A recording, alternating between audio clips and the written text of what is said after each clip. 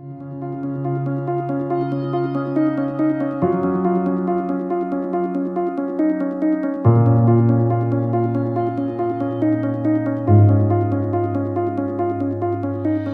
just skied the Blizzard Bonafide, which was an awesome ski.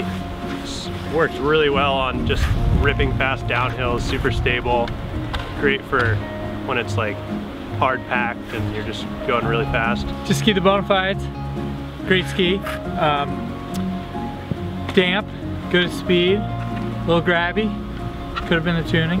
They're less playful, definitely don't feel like I could do quick turns with them.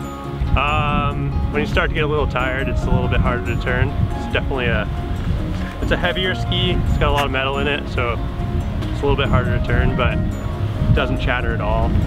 Super stable.